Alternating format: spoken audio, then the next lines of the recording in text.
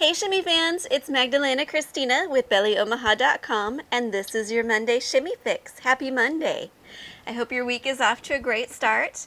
It's kind of a running joke in my class to fake it till you make it. And what that means isn't so much that it's not an excuse for, not putting in the work and learning your movements, but what it is a reminder that we need to dance in the bodies we're in at the talent level that we're at. And so sometimes we see these videos of dancers doing really complex movements or movements that require a lot of flexibility and a lot of training to accomplish, and we're like, oh my gosh, I can never do that. Well, that's the theme of today. We're going to do a couple fake outs that really look like you're doing more than you are. So we're going to start with what I call a backbend fake out. And so you probably see some dancers who can stand just with their feet together and then lop over, almost folding themselves in half. I can't do that. I don't know a lot of people who can do that without extensive training. So we're going to fake out our back bend, and what we're going to do is have one foot facing the wall to the side. So if this is my downstage area, here's stage left for me. And so I'm going to have that foot pointing out to stage left. I'm going to have the other foot pointing out, kind of to the front of the stage, maybe a little bit turned in, just depending on your comfort level. I'm going to square off my torso to face that stage left.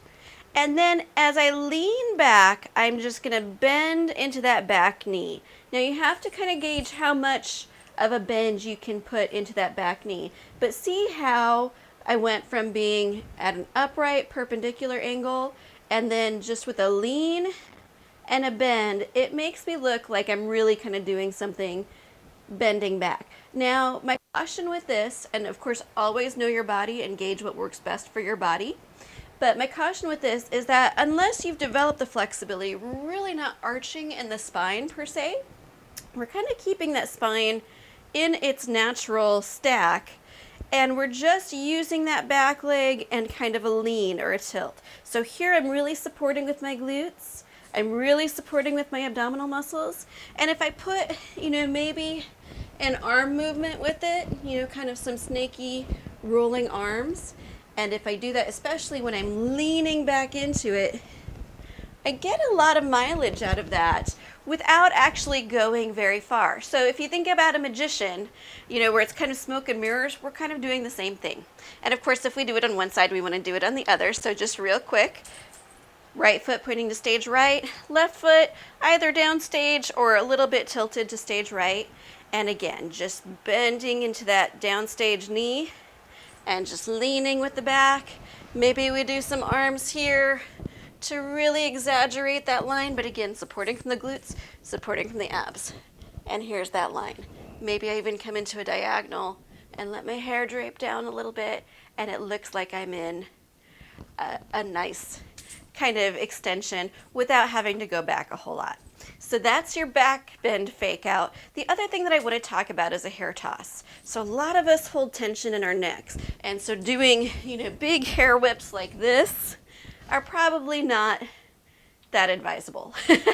At least not unless you really warmed up and built up to that. So here's a little cheat out or fake out for a hair flip. What we're going to do is we're just going to lean forward with our torso, almost like we're leading from the shoulder. And maybe we kind of take a roll to the back so that we're kind of in a crescent or a U shape. And from here, we can let our hair flip with it, so that it's not coming from the neck, it's coming from the swinging of the torso. Okay? The neck might flip a little bit, but we're not really wrenching on it to do that kind of circle. It might feel okay at the time, but then later you can get a lot of stiffness if you haven't built up to that. So just a flip, and probably doing straight on like I'm doing isn't as dramatic, but if you were to do, say you're doing maybe a little czar interpretation, to just kind of give a little flavor, you can put some foot extensions with it, some leg extensions with it, and then maybe go into something else. So maybe I'm, dum kateka, dum kateka, dum kateka, and then flip up. And that would be a little czar interpretation. Sometimes we can throw those into a more oriental style dance if we're trying to interpret different pieces of music, specifically that Ayub rhythm.